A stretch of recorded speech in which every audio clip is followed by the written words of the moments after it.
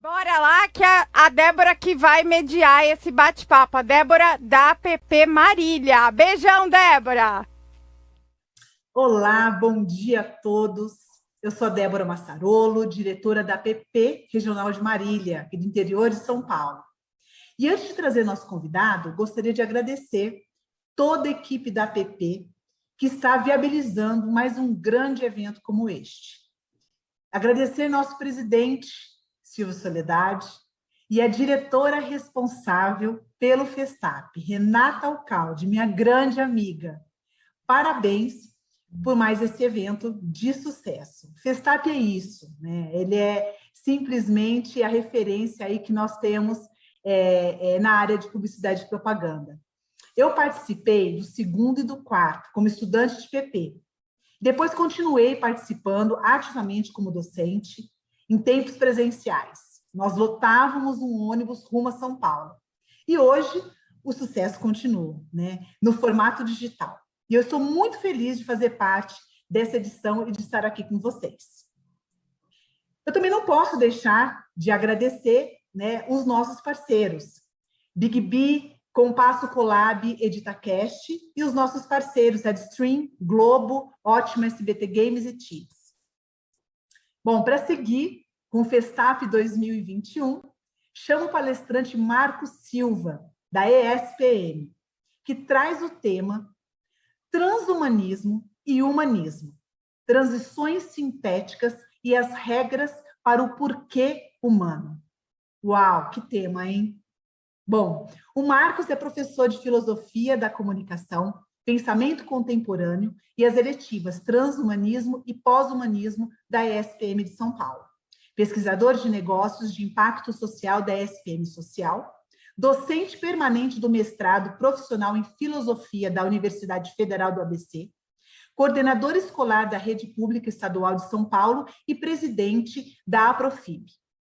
Tem experiência nas áreas de filosofia, atuando principalmente nos seguintes temas: filosofia geral, filosofia da tecnologia, filosofia da comunicação, educação e currículo na educação básica, filosofia africana e afro-brasileira, sofrimento, dor, angústia, melancolia e banzo. Bom, então vamos começar logo, né? Porque temos muita gente aqui interessada nessa temática que trará muitas reflexões para nós publicitários. Professor Marcos, bem-vindo ao Festap. Muito obrigado, Débora. Obrigado a todos que vão nos acompanhar, a depender do horário que você vai nos ver depois, mas sejam todos bem-vindos. Fico muito feliz de poder fazer parte dessa festa aqui e fico mais feliz ainda em poder falar de um tema que me é tão caro, um tema que me faz feliz em falar. Vou, inclusive, pedir à Débora que me controle, porque eu sou um homem sem ponto final. Eu sinto muito prazer em falar as coisas que gosto de falar, e o transhumanismo é uma das coisas que eu gosto de falar e que eu gosto de lecionar. E eu gosto de falar isso, sobretudo, porque eu dou aula na ESPM no curso de Sistemas da Informação. Então, eu sou um filósofo que trabalha com sistemas da informação. Aí há o meu encantamento em aproximar o pensamento humano, que é a demanda que nós pegamos hoje para conversar, e a demanda dessa proposta, dessa conversa nossa aqui, mas aproximar o pensamento humano de uma possibilidade de um pensamento sistemático a partir dos sistemas da informação. Então, é mais ou menos esse caminho que eu vou fazer aqui hoje, se é possível ainda dizer que há algo de humano em nós. Nossa, eu tenho, assim, é realmente um tema fascinante. Eu acho que a gente poderia começar com você conceituando, né, essa coisa do transhumanismo. O que vem ser isso para a gente hoje? Perfeito, Débora. E é interessante assim, que como eu sou de filosofia, por mais que eu seja uma pessoa extremamente voltada para as grandes reflexões subjetivas também, que é próprio da filosofia, mas eu sou um homem pragmático, é por isso que eu estou na SPM, porque eu não posso pensar apenas a filosofia de um ponto de vista da reflexão. As coisas precisam ser colocadas na prática. E a minha reflexão, ela vai partir de um contexto histórico para explicar, de fato, o que significa esse conceito transhumanismo. Mas se nós pensamos, por exemplo, nos nossos processos de formações históricas, que nós podemos trazer alguns autores aqui, como o Karl Marx, para pensar a sociologia, ou pensando a sociologia a partir do socialismo. Nós podemos pensar também o capitalismo como um processo de formação histórico da nossa sociedade, de organização da nossa sociedade. E eu posso também pensar o comunismo como uma proposta de organização social. Eu posso colocar esses conceitos dentro da perspectiva histórica ou dentro da perspectiva da organização social, pensando apenas do ponto de vista teórico. Mas nós chegamos no século XXI, e o século XXI trouxe para a gente também uma nova proposta de revolução. Todos esses processos históricos e sociais que eu falei, eles vieram com uma proposta de revolução. No século XXI, nós temos também uma proposta de revolução, que eu posso chamar aqui com vocês, essa proposta de revolução como a revolução dos algoritmos. Então, a gente está passando por um momento que é de reestruturação da maneira como nós pensamos. E pensando a partir da tecnologia, ainda não conceitualizei transhumanismo, mas é uma das conceitualizações, que é a possibilidade de transição de um pensamento racional organizado para um pensamento racional organizado, mas organizado pelo meio dos sistemas. E aí é o sistema de informação, que depois a gente transforma em comunicação e depois a gente conversa sobre como é que isso vai se dar lá em PP. Então, guardem aí a história que a gente vai conseguir fechar. E a nós, o que cabe? Falando nisso, para a gente pensar o transhumanismo, ele tem uma história bastante ampla, então eu vou só contextualizar um pouco o transhumanismo. Mas do ponto de vista histórico, por exemplo, nós passamos por transições da história do humanismo. Então, a primeira coisa que eu preciso entender aqui, nós construímos, do ponto de vista da sociedade, uma história do humanismo. Então, o humanismo é uma história construída, é uma perspectiva de organização social que é o humanismo. E onde que está o surgimento dessa primeira história? Está ali no século XIV. Depois disso, nós tivemos aqui um grande boom das revoluções dessa história do humanismo, que foi o iluminismo. E todo mundo consegue ver o iluminismo. E o iluminismo foi um momento chave para a revolução. Momento chave para a revolução da história do humanismo. Porque no iluminismo, por exemplo, nós tivemos diversos autores e pensadores. O Leonardo da Vinci é uma referência para nós nesse momento, uma referência de um boom da capacidade humana de criar. E aqui é preciso gravar essa palavra, criar. Nós somos seres criadores por natureza, nós criamos coisas. Depois nós temos aqui, depois do iluminismo, nós temos ainda no século XVIII o racionalismo. Esse aqui é um outro grande momento das revoluções. Quando nós pensamos em racionalismo, foi aquele momento, todo mundo conhece esse pensador, esse filósofo chamado René Descartes, que vai fundamentar que parte daquilo que nós pensamos enquanto mundo só se dá por meio da razão. E aqui, veja, grave novamente que isso se dá por meio da razão. Claro que, com o passar do tempo, nós provamos que a razão é insuficiente para dar conta das demandas humanas. E nós fizemos diversas atrocidades com a nossa própria razão. Mas isso não tira de nós a capacidade de utilizar o raciocínio. Só eu posso dizer que nós utilizamos mal esse raciocínio. E nós tivemos a Primeira Guerra, a Segunda Guerra e as grandes e pequenas guerras que foram acontecendo pelo mundo a partir da razão aplicada por meio da ciência. Mas nós conseguimos evoluir, porque mesmo com o desenvolvimento da razão aplicada, nós tivemos também as grandes revoluções e a partir das grandes revoluções, veja, nós conseguimos desenvolver os direitos humanos. Então, se por um lado eu tenho uma razão organizada que me faz pensar em atrocidades, por outro lado, essa mesma razão organizada me faz pensar o que há de humano em nós. Aí entra os direitos humanos. Então, os direitos humanos também faz parte dessa grande revolução, dentro da história do humanismo. Mas a história do humanismo ela não é a única história. Nós temos outras histórias dentro da história do humanismo. Uma outra história que faz parte dessa revolução da história do humanismo é o surgimento, por exemplo, da biogenética, que aí já é do século XX. Então, nós falamos, nós evoluímos a razão, aplicamos essa razão, e agora nós colocamos essa razão aplicada para algo que faz mais sentido. Claro que foi utilizado de maneira incorreta por alguns, mas a biogenética é um processo de evolução. E nós não podemos, de forma alguma, negar que a biogenética é um grande avanço da nossa capacidade racional aplicada por meio da ciência. Depois disso, nós também podemos pensar na biotecnologia, e aqui a gente já está no século XX. A biotecnologia é um grande avanço da razão. E já chegando no século XXI, nós podemos pensar outras coisas que nós somos capazes de criar por meio da razão. Por exemplo, quando nós falamos hoje de cybercultura, a cybercultura está muito associado ao surgimento da cibernética, que é de 1940. O surgimento da cibernética fez com que nós criássemos hoje algo que nós conseguimos dar o nome de cybercultura. Ou, se nós quiséssemos chamar por outro nome, nós poderíamos dizer, então, que a cybercultura também é uma capacidade de organizar o mundo político, porque é assim a sua origem. A partir da União Soviética, de uma razão aplicada, nós criamos uma cibernética que é capaz de organizar os sistemas, e essa mesma cibernética que é capaz de organizar os sistemas diz que esses sistemas organizados por meio da internet, por meio da computação, ele me dá projeções de uma sociedade mais organizada. Estou falando utopia? Bem possível, mas é uma utopia possível. E nós já temos diversos motivos para isso. Eu posso citar como um grande exemplo, para quem trabalha com Marte, o Big Data. Por mais que a gente esteja discutindo essas coisas, se é possível, se deve, se não deve, que está no plano ético e moral da discussão, mas a gente não pode negar que o Big Data é uma referência de capacidade de armazenar dados, organizar dados e dar respostas mais rápidas. Isso é uma capacidade, no primeiro momento, racional, depois levada para os sistemas da informação e depois transformada em comunicação. Isso é extremamente interessante, mas não para por aí. Além da história do humanismo, além dessa outra história que eu estou levando para um pós-humanismo, o que a gente vai herdar do humanismo, eu posso pensar também em uma pós-natureza. E tudo isso é uma conceitualização, que a gente vai voltar a esses conceitos, tudo isso é uma própria conceitualização do que vem a ser o transhumanismo. E aí você me pergunta, então, o que vem a ser o transhumanismo? Transhumanismo é uma transição. Transição entre quê? Entre homem e máquina. E como que se dá isso?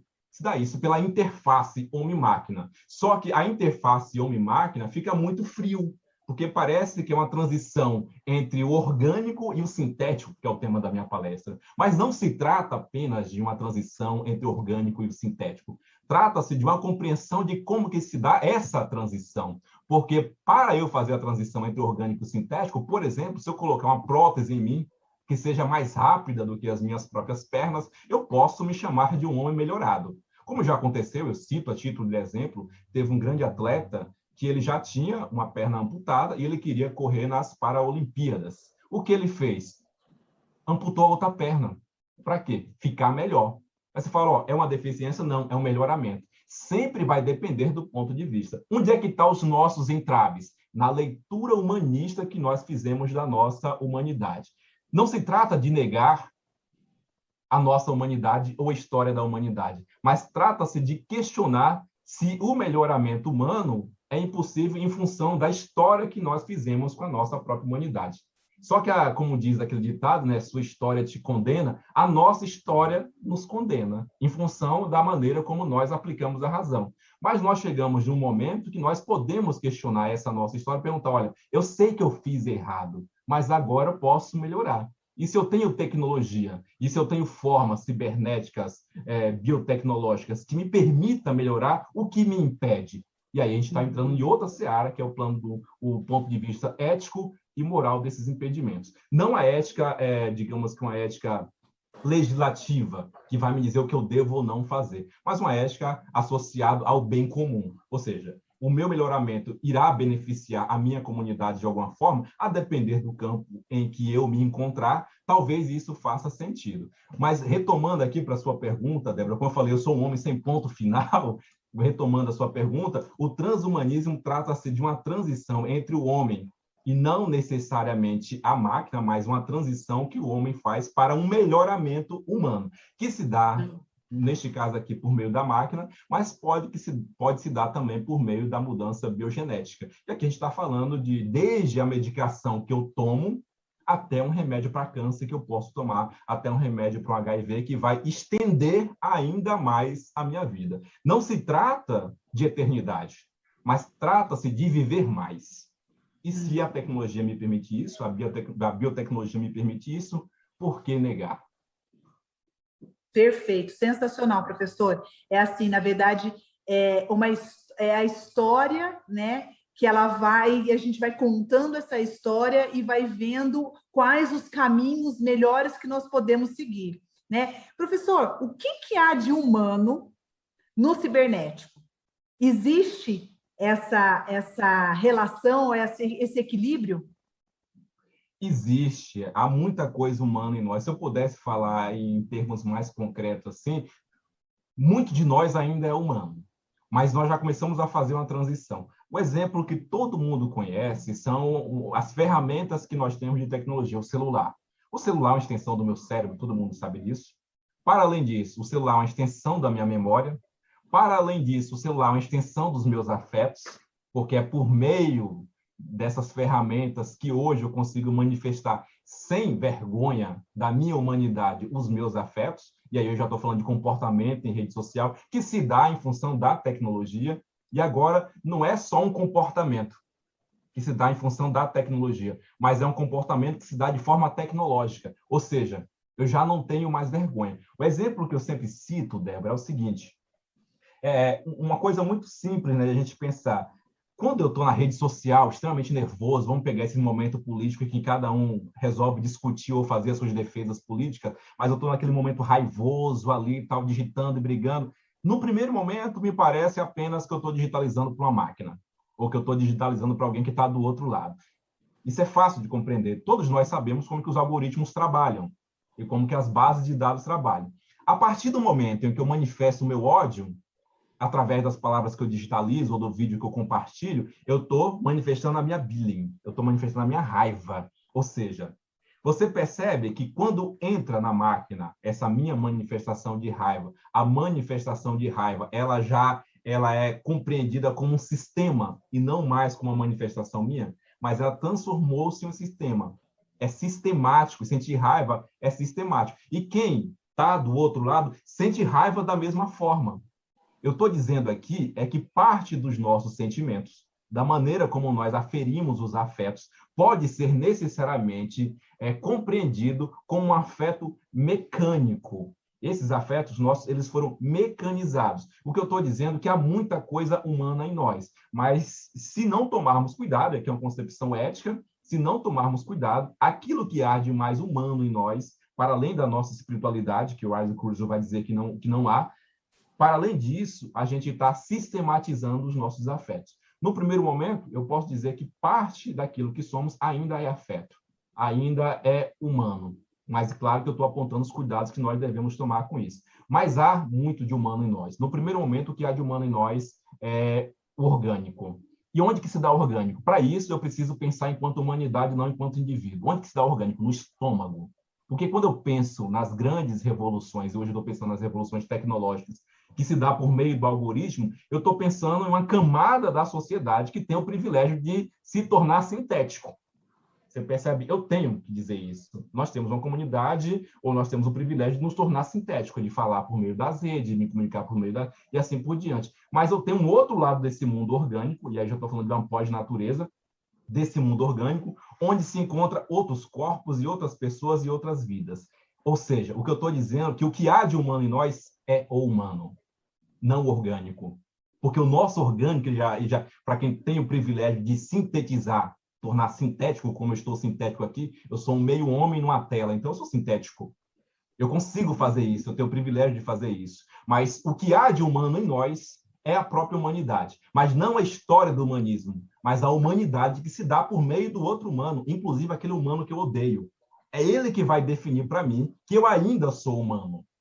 Porque se eu for humano, fora dessa dimensão da humanidade, e me sentir humanos apenas com essa interação sintética e cibernética, eu já não posso me considerar humano. É Matrix. Aí eu já posso me considerar uma parte da extensão da Matrix. Então, o filme Matrix, por mais que eu não goste muito dele, mas ele diz exatamente isso. Eu sou uma extensão dessa grande Matrix. Então, eu sou um homem orgânico que abri mão da humanidade, da extensão daquilo que eu sou, da minha história contada a partir dos meus organismos, da minha evolução biológica, da minha relação animalesca, enfim, de tudo isso que eu sou, dos meus olhos, para me tornar um ser sintético, que se dá por meio dessa interação que é totalmente sintética.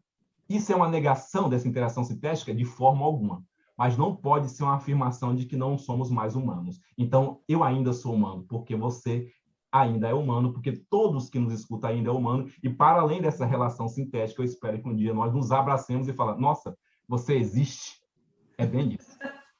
Bem isso. E fazendo agora a pergunta invertida. O que há de cibernético na racionalidade humana? Aí eu vou ter que apelar para a filosofia. Por quê?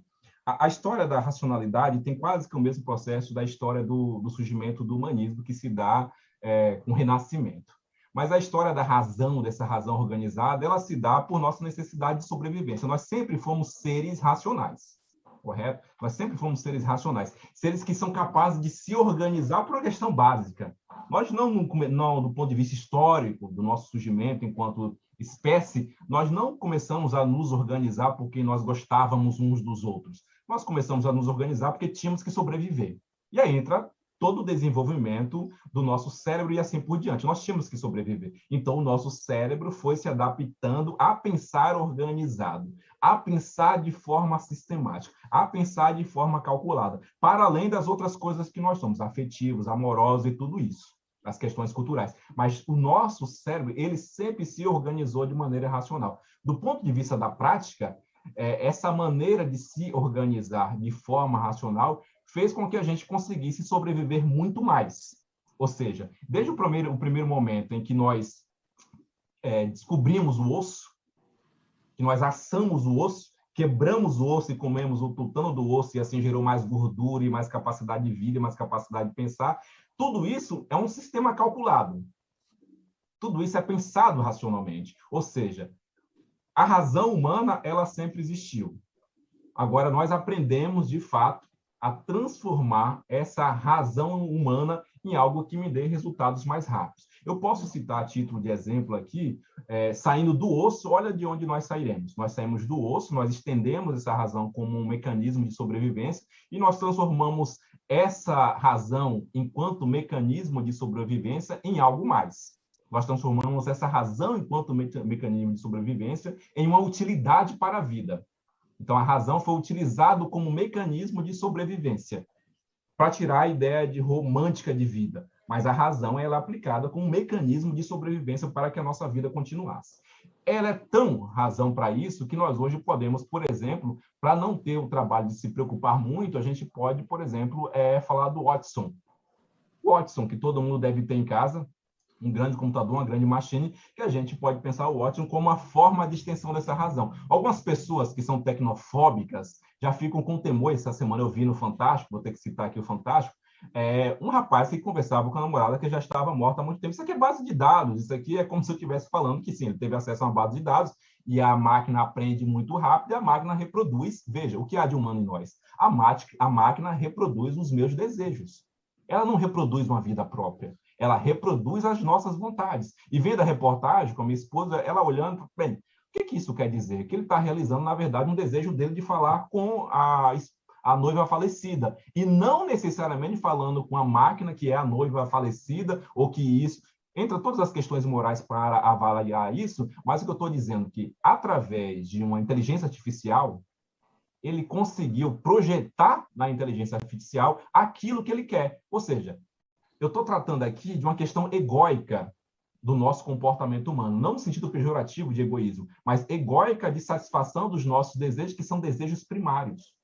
Desejo de ser querido, desejo de ser amado, desejo de satisfação. Neste caso, eu poderia jogar para o Freud e dizer que é um desejo de acasalamento que não se deu, porque a esposa faleceu, mas ele projetou na máquina. As máquinas são extremamente inteligentes e a máquina reproduz o desejo dele.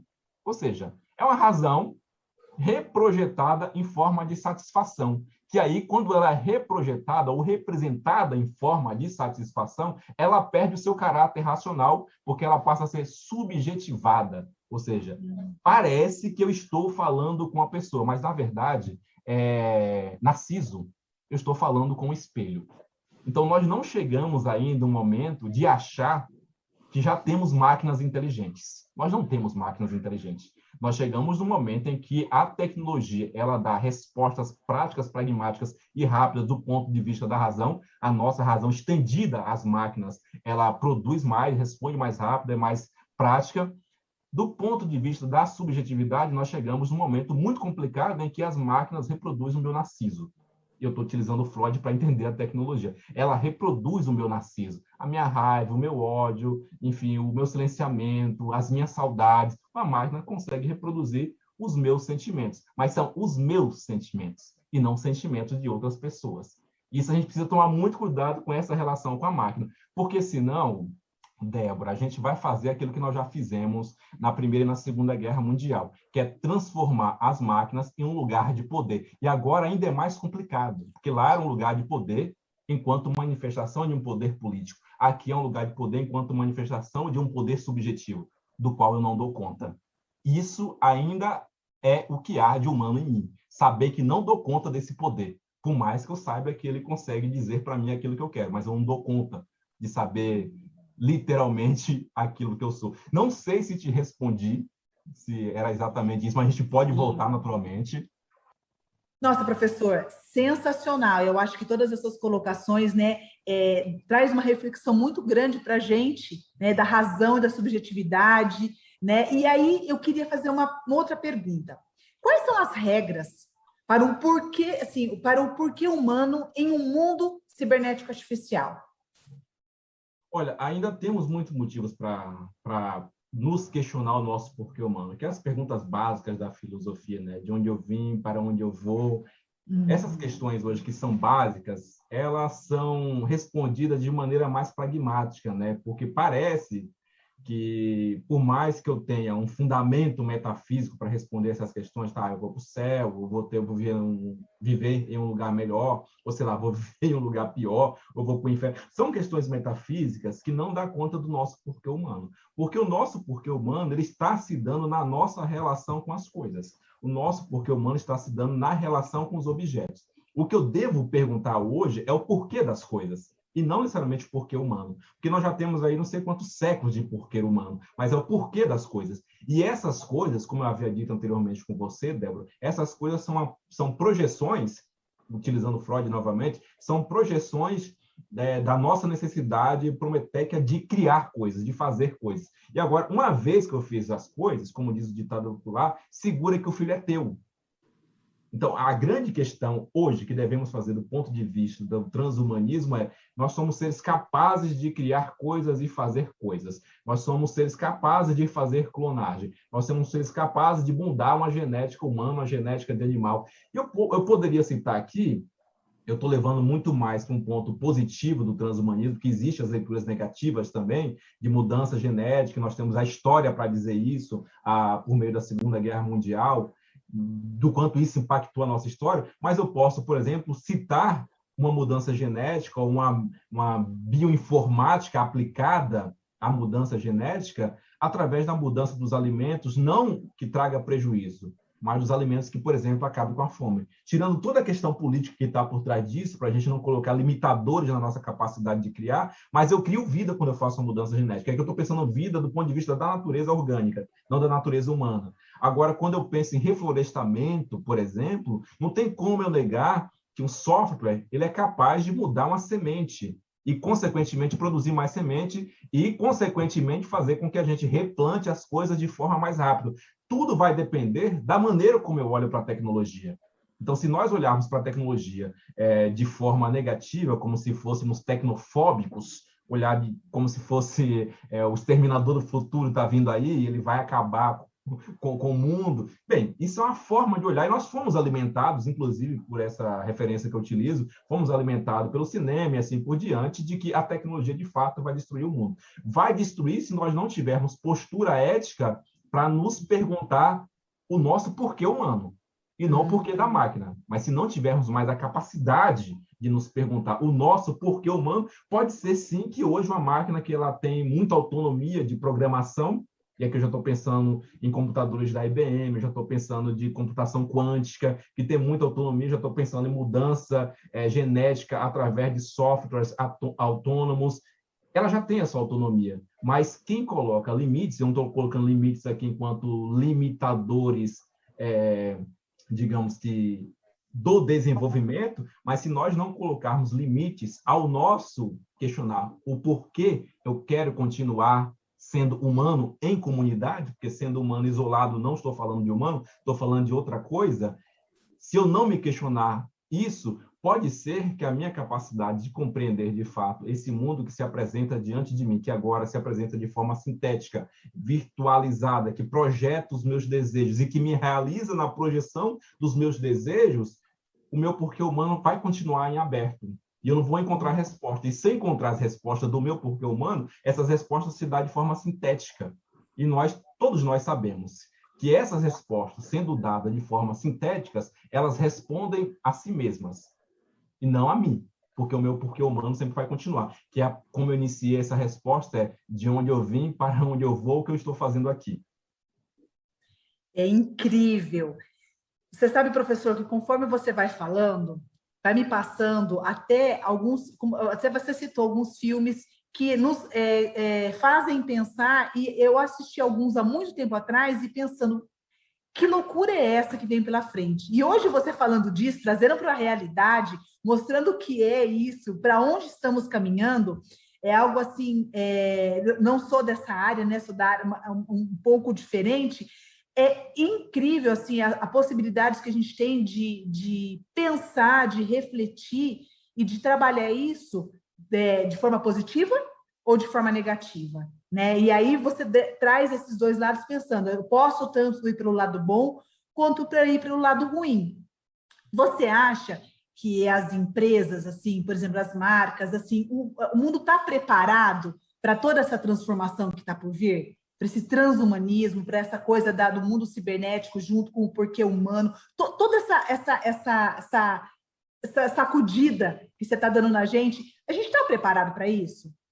Olha, Débora, por mais que eu acredito positivamente nas revoluções tecnológicas, eu acredito positivamente nas revoluções biotecnológicas, eu acredito na transição positiva do homem cibernético, que já é possível pensar num ciborgue, um homem com a perna é um ciborgue. Só que a gente ainda não consegue analisar dessa forma, porque a gente está muito preso à moralidade da palavra cérebro, sabe? Parece que o cérebro ele foi moralizado. Todos nós sabemos que as nossas sinapses, elas são mecanizadas. Existe muita coisa a ser estudada a partir da neurociência, isso é evidente. Mas, por exemplo, se eu pensar a responsabilidade, a primeira responsabilidade é nossa, né, subjetivamente. Mas quando eu penso uma deep learning ou uma machine learning, o quanto ela consegue organizar melhor do que eu certas decisões, e se essas decisões elas estão associadas àquilo que eu já havia dito de início, a um bem comum, mesmo aqui, Débora, se eu pensar esse bem comum como um lugar singular, se eu pensar esse bem comum como um lugar de privilégio, mas está pensando o bem comum, e esse bem comum pode ser estendido à satisfação de desejo de muitas pessoas, é que eu já estou pensando na propaganda e no marketing. Eu já estou pensando que futuramente a gente pode, futuramente não, hoje, eu posso, através de um Big Data, pegar os desejos das pessoas, transformar em produtos. A grande pergunta continua sendo humana: por que eu faço isso? A máquina não vai se perguntar. A máquina não vai perguntar se ao lado da sua empresa tem alguém com fome, porque ela não sabe o que é fome. Ela não vai perguntar se dentro do seu setor tem alguém deprimido. Ela não sabe o que é ficar deprimido, ela não deprime. A máquina não pergunta isso, um Big Data não pergunta isso. Quem faz essas questões ainda somos nós, humanos. Por mais que a gente consiga projetar nas máquinas essas nossas fragilidades, que acredito eu que não será possível fazer a transição para uma máquina dessas coisas que são subjetivas. A fome, e aqui eu estou colocando a fome do ponto de vista da história da humanidade, que nós criamos pela nossa formação histórica, as pessoas que passam fome, elas não serão supridas por uma máquina. Ela vai ser suprida por decisões de pessoas que trabalham com a máquina. Isso é transhumanismo. Ou de máquinas que já pensam igual pessoas. Isso é transhumanismo. Eu estou falando de deep learning, machine learning. Estou falando de decisões de máquina. Só que para as decisões das máquinas acontecerem, eu preciso de matemáticos humanos, que é o básico. Para pensar em algoritmo, eu preciso formar os meus alunos do sistema da informação o mais humanos possíveis. Porque a partir do momento em que ele se relaciona com a máquina e faz uma máquina pensar, por exemplo, ou faz um game funcionar, ele precisa entender que há humanos do outro lado, que pode haver alguém jogando um game ou alguém entrando numa máquina que tem lá algo que é extremamente humano. E ele é responsável por esse momento. Eu estou colocando isso a partir dos dados, o tempo que nós gastamos com o celular na mão, o tempo que nós utilizamos jogando, o quanto hoje o esportes é um grande mercado, E nesse mercado não há apenas números e matemáticos e designers. Nesse mercado há humanos. E é isso que eu estou dizendo. Se eu deixar a cargo apenas da máquina, todas as nossas reações elas serão maquinizadas. Então, o homem ele vai ser maquinizado. Nós passamos pelos dois processos, Débora, que é o processo de maquinização do homem e hominização da máquina. Sabe? Aquele momento quando o seu celular cai e você só falta... Ai, meu Deus, meu celular, você só falta abraçar e beijar. Não é uma relação afetiva, mas é uma relação de apego. Porque aqui estão suas contas, aqui estão suas fotos, aqui estão os seus afetos e a sua vida material, que vai dar trabalho. Só que esse exemplo que eu estou citando é uma relação que é de humanização das máquinas. Eu não posso viver sem o meu celular. Mas aqui viver é preciso colocar no contexto.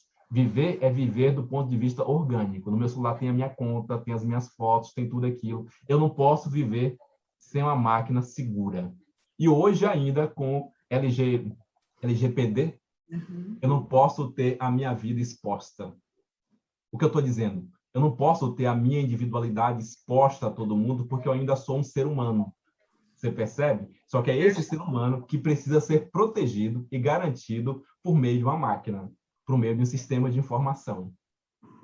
Perfeito, professor. Assim, é incrível, né? Eu acho que a gente percebe aí que o mundo cibernético ele vem para melhorar, né, o ser humano em todas as suas relações, né? Mas a gente não pode perder aquelas vicissitudes nossas, aquelas emoções nossas, aquele olhar humano nosso, né? E fazer sempre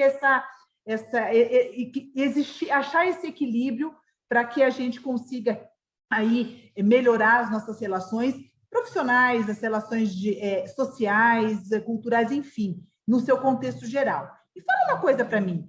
O que a gente pode falar? Me explica esse conceito, porque assim, eu estou aprendendo muito com você hoje, estou assim, maravilhada. O que você pode conceitualizar, porque para mim é algo também novo, eu acredito que para muitas pessoas que estão aqui nos assistindo, a questão do... É possível a gente pensar numa segunda natureza. O que significa isso?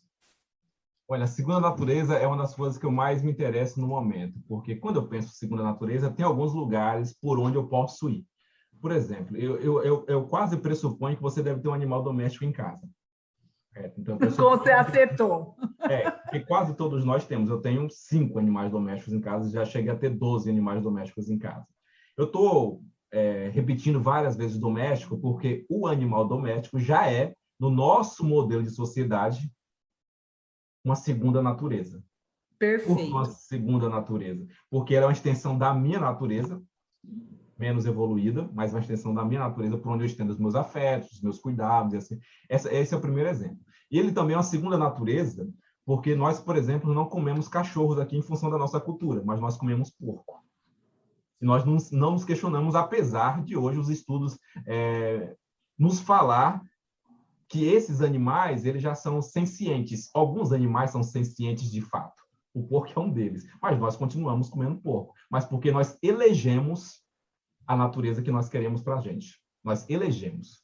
Eu posso analisar isso de maneira muito crítica. Essa é a primeira perspectiva da segunda natureza. Mas vamos aprofundar um pouquinho mais do que seria essa segunda natureza, e aqui a gente vai pensar no mundo da tecnologia. Isso que eu acabei de citar é uma segunda fauna. Mas se eu quiser, por exemplo, pensar uma segunda natureza para além da segunda fauna, aqui atrás, para quem estiver me vendo aqui, tem umas flores. Elas são artificiais. E aqui entra um dos avanços da tecnologia do meu ponto de vista. Do meu ponto de vista. Eu já cheguei a ter na minha casa, Débora, várias orquídeas originais. Caríssimas as orquídeas, lindas, lindas, mas elas morriam muito rápido. Por que elas morriam? Porque parte do tempo eu não ficava em casa, mas eu gostava da beleza da orquídea. Chegou uma hora que eu questionei o que seria melhor, já que eu colocava a orquídea para fazer as lives, para ficar bonito no fundo. Eu falei, vou colocar uma flor artificial. Veja, essa é uma segunda natureza. Porque uma flor artificial é uma representação, uma projeção minha de algo que eu queria da flor. Isso é poético.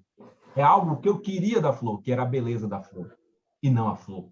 Você percebe? Clarice Lispector, é algo que eu queria da flor. Eu queria a beleza, como tem ali. Eu acho extremamente bonita as minhas flores artificiais, mas não porque eu quero que ela seja bonita mais para mim. porque eu quero que ela fique bonita na minha estante para quem estiver do outro lado fique feliz com o que eu estou representando. Do meu ponto de vista, Débora, o que eu fiz foi cuidado com a natureza. E criei para o meu ambiente doméstico uma segunda natureza. E essa segunda natureza, ela é artificial. Minhas flores são artificiais. Mas a gente pode aprofundar um pouquinho mais. Na segunda natureza, nós já temos diversas smart cities, por exemplo, cidades tecnológicas, que são capazes de criar parques conectados, o que não é nenhum problema do meu ponto de vista, mas que se a gente pensar, por exemplo, uma segunda natureza, uma semente modificada geneticamente através de um software, é uma segunda natureza melhorada. A gente não está questionando durabilidade, se é melhor do que uma árvore original, porque senão a gente vai cair em uma questão de essencialismo. Quem tem mais essência? A minha flor artificial ou uma orquídea original? Quem tem mais essência? Isso é essencialismo. Do meu ponto de vista da prática, para que ela funciona? Nesse momento, é preciso muita maturidade humana, é o porquê humano. Para que essa flor funciona? Estética, aparência. E nós somos seres extremamente estéticos. Nós gostamos da aparência, nós gostamos de nos sentir bem nos ambientes. Indo ainda um pouquinho mais, quando eu penso numa inteligência artificial, e eu penso aqui, pensando especificamente nos games, e aqui é para a garotada que vai pensar em marketing, game, o game é uma segunda natureza. Só que é uma segunda natureza que eu não entendo como perigosa, a depender, repito, da ética de quem programa, da ética de quem pensa, de quão humano essa pessoa é. Que para, por exemplo, criar um game, que eu vou colocar um jogo que eu estou sempre jogando aqui, o Call of Duty. Para pensar isso, eu tenho que necessariamente compreender em que região isso está e quem são as pessoas que vivem nessa região, porque o game é uma projeção da realidade. Eu não posso sair por aí estendendo a minha vontade de matar, não é um negacionismo ou dizer que os games não têm a sua utilidade enquanto entretenimento, mas ele tem essa utilidade, mas eu não posso negar que é uma extensão também da minha natureza, ou seja, projetar essas coisas exige também compreensão do que é ser humano. Conhecer a realidade, conhecer as pessoas e assim por diante. Indo mais fundo ainda, Débora, quando a gente pensa, por exemplo, em holograma, que hoje é muito possível você fazer shows com hologramas de pessoas, eu estou pensando na segunda natureza. Agora, onde é que está o limite dessas coisas? O limite dessas coisas está na avaliação moral que se faz delas. Quando eu vejo um holograma, eu posso me emocionar. Quando eu vi o primeiro holograma do Tupac, que é um rapper famoso dos Estados Unidos, eu fiquei extremamente emocionado, porque eu nunca vi um show do Tupac. Eu nunca vi um show do Renato Russo. Eu iria ver um holograma do Renato Russo, tranquilamente. E tenho quase certeza que iria me emocionar igual. Porque, como eu disse para você, as emoções, em primeiro lugar, são minhas. O que eu não posso é negar que existe seres humanos e que esses afetos, eles pertencem a mim. Que eu não posso colocar nessa segunda natureza o seu único lugar. Resumidamente, hoje, como a gente está num debate muito profícuo sobre a Amazônia, quando eu trago essa segunda natureza para a natureza biológica, essa capacidade nossa de criar uma segunda natureza, seja ela uma natureza sintética, como as minhas flores são flores sintéticas ou são flores artificiais, eu preciso compreender aquela velha pergunta que eu fiz no início: por que eu faço isso? Quando eu vou criar uma propaganda, por que eu faço isso? Qual a necessidade disso? Eu vou fazer um marketing em que vai naturalmente levar alguém a pensar em acabar com recurso natural. A pergunta é: por que eu faço isso? E o porquê há uma resposta pela tecnologia. Se eu posso fazer uma pessoa desejar o mesmo desejo sem tirar, digamos que a vida dessa natureza orgânica nossa, por que eu não faço isso? Veja, por que eu estou dizendo isso? Porque meu desejo pela flor artificial foi quando eu vi uma live com flores artificiais. Falei, nossa, que lindo! E eu fiquei no lindo. Então, exige ainda de nós, para pensar uma segunda natureza, a sensibilidade da primeira natureza.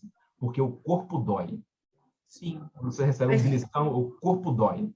E se eu quero pensar em tirar uma orquídea, estou romantizando tudo isso, tirar uma orquídea da mata ou destruir uma mata inteira só para fazer, sei lá, um lugar de lazer, eu preciso entender que isso afeta, e hoje, a curto prazo, a minha humanidade. E aqui volta novamente, o porquê humano, o porquê eu faço isso. Se eu sou capaz de criar uma segunda natureza, Prometheus é uma segunda natureza, se eu sou capaz de criar, por que eu não crio? Por que eu tenho que destruir?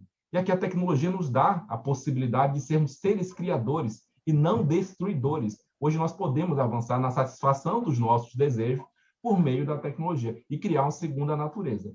Claro que aqui, aquilo que eu falei dos animais domésticos, eles cumprem outra função, que aqui eu sou uma pessoa meio mística com relação aos animais. Ele cumpre uma função mística em nossa vida. Agora, existem coisas hoje do mundo que eu não preciso mais ter na minha casa, ou fazer com que os outros queiram desejar ou desejá-las, sendo que eu posso simplesmente satisfazer, porque parte dos nossos desejos, para utilizar a estetização do mundo, é estético. Nós nos tornamos seres estéticos. Não é problema sermos seres estéticos. Mas se somos seres estéticos, por que eu não realizo o meu desejo estético sem destruir o mundo orgânico? Por que eu não realizo o meu gosto estético por meio de uma segunda natureza, seja ela digital, virtual ou sintética, como as minhas flores?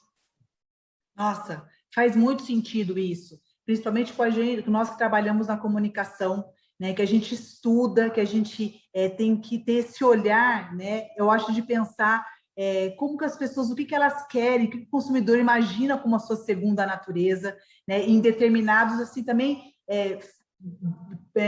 partes da sua vida. Eu acho que, de repente, minha segunda natureza hoje, para mim, ela representa algo que para uma outra pessoa, num outro momento, ela representa. Então, ela meio que ela vai depender, né, do seu emocional, ela vai depender da sua vida, até do teu repertório que você traz, de toda a tua bagagem de vida, né, professor?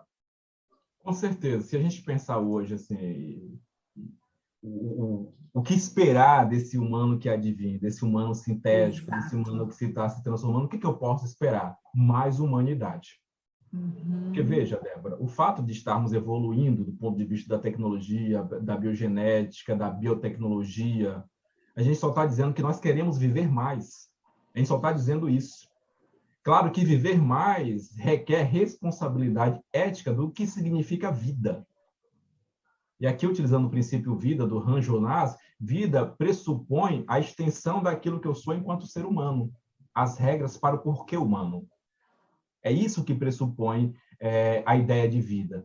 E quando eu estou em lugar de decisões, como é o lugar da maioria que está nos vendo, lugar de decisão, de que toma decisão, às vezes pela quantidade maior de pessoas, quando eu faço uma propaganda, quando eu crio um software, quando eu crio um algoritmo. A grande pergunta que fica por trás disso não é a finalidade das coisas, a finalidade do que eu estou fazendo, mas a finalidade de quem recebe isso também. E sempre quem recebe isso é uma outra pessoa. Ou seja, e aqui é a extensão da palavra vida. Quem recebe isso é uma outra vida. Então, isso que nós esperamos do próximo homem é um homem totalmente, digamos que, com partes humanas e cibernéticas, mas que em sua natureza continuará sendo humano. Claro que, para pensar isso, eu preciso naturalmente ter uma visão também tecnopolítica dessas coisas. Eu gostaria de já ir fechando a nossa fala com essa responsabilidade que é a tecnopolítica. Não vai adiantar eu pensar numa revolução transhumanista, de uma transição entre o homem e a máquina, se eu não tiver algo que a máquina ainda não tem, que é uma consciência subjetiva do que é ser humano. Uma máquina nunca terá essa consciência, porque o que a máquina projeta são as minhas representações racionais. E como nós hoje vivemos em um mundo que se dá por meio de decisões racionais, é preciso muito cuidado com aquilo que eu quero a partir dessas decisões racionais. E esse cuidado só se dá pela consciência que eu tenho do lugar que essa minha razão ocupa nas decisões que eu posso fazer uma máquina tomar por mim ou não. Então, trata-se novamente de um Big Data, de nós filtrarmos todas as informações que temos sobre a nossa humanidade, sem naturalmente poder limitar aquilo que podemos criar.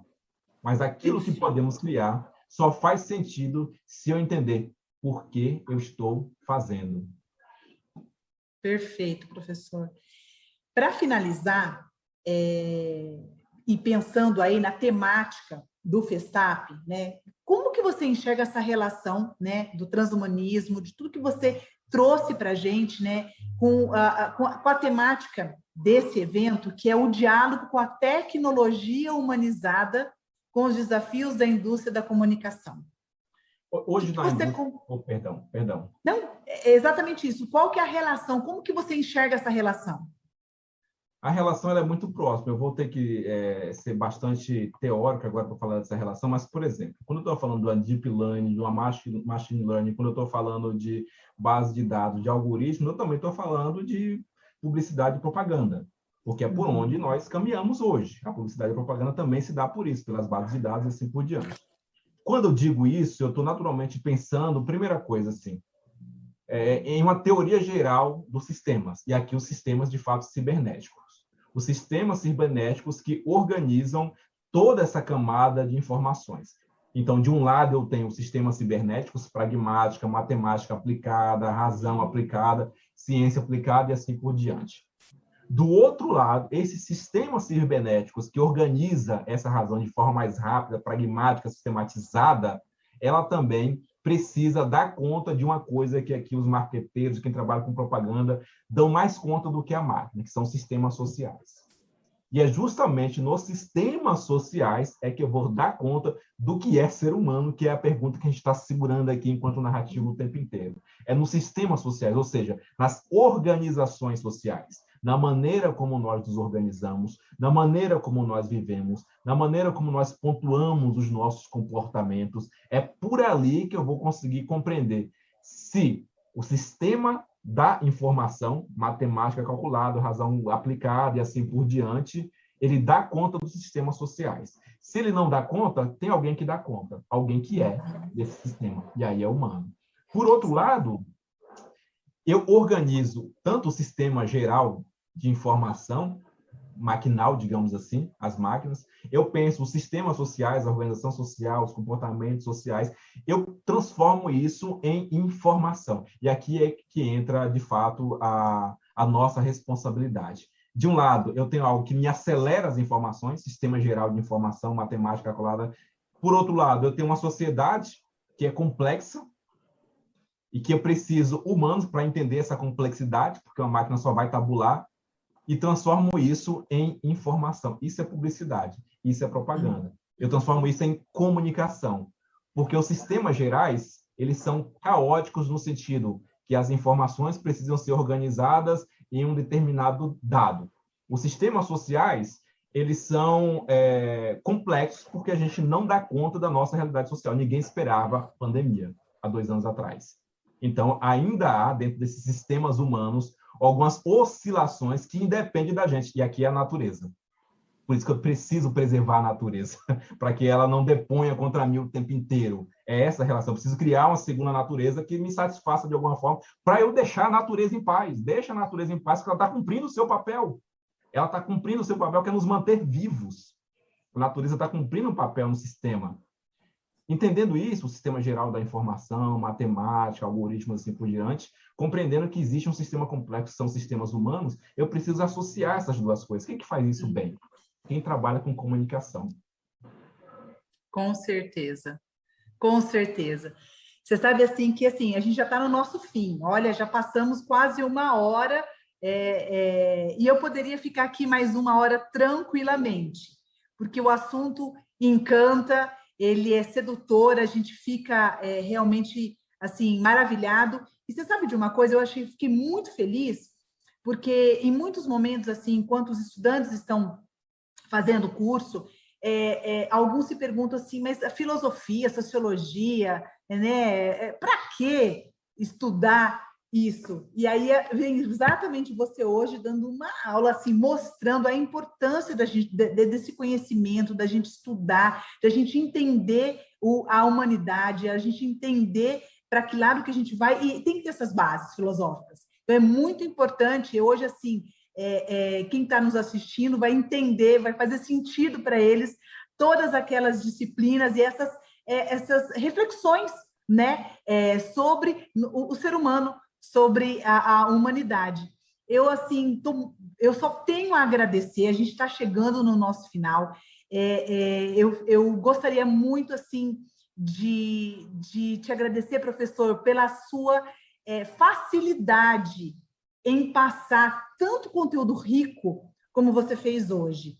É algo que, de repente, para muitas pessoas é assim um pouco além. Nossa, parece que eu não consigo alcançar todos esses conceitos, toda essa realidade, mas a gente conseguiu fazer isso.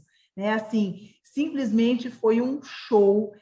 Eu tenho certeza que quem aqui está assistindo vai assistir várias vezes. Esse é o tipo de papo que a gente tem que voltar várias vezes para digerir aos poucos, né? Tentar entender cada vez mais com profundidade, e você arrasou. Então, eu tenho que agradecer a sua participação hoje e falar que o Festap ele é realmente essa união, né, de pluralidade, né, de vários conceitos, de várias abordagens. É isso que enriquece o ser humano profissional, né? Nós aqui como publicitários, é isso que nos faz pensar no amanhã com responsabilidade, com ética, o que nós podemos fazer para cada vez seguirmos melhores e com mais saúde, com mais vida, e sermos mais humanos dentro do contexto aí digital, das máquinas, enfim. Eu acho assim que foi um ganho muito grande para todos. Eu só tenho a agradecer você, agradecer o Festap por eu estar aqui também participando, né, assim, com você desse momento tão legal. E aí pensar que para quem mais tiver interesse, tem muita coisa aí que, de repente, você pode colocar, procura o professor Marco Silva lá no LinkedIn e vai seguir ele, que ele tem muita coisa boa para falar sobre transhumanismo. Gente, é isso, professor.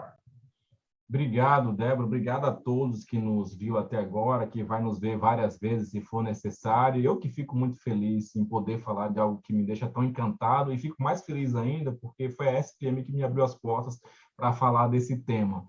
E falar desse tema dentro de cursos de como publicidade e propaganda que eu atuo, e falar desse tema dentro dos cursos de sistemas da informação. Duas coisas que eu consigo conciliar muito bem. E só agradecer a você e agradecer a quem está aqui, a quem nos guiou até aqui.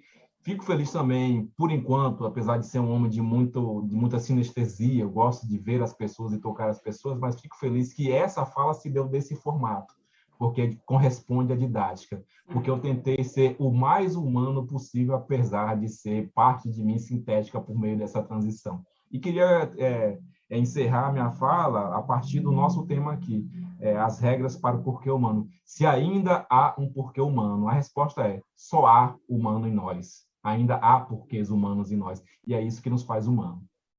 É isso aí, gente. Então, fica a dica. Professor Marco Silva, muito prazer, eu agradeço. E, o Festap só está começando, viu, gente? Valeu, pessoal, até mais, e a gente se vê no próximo momento, aí, no próximo Festap, se Deus quiser. Muito obrigado.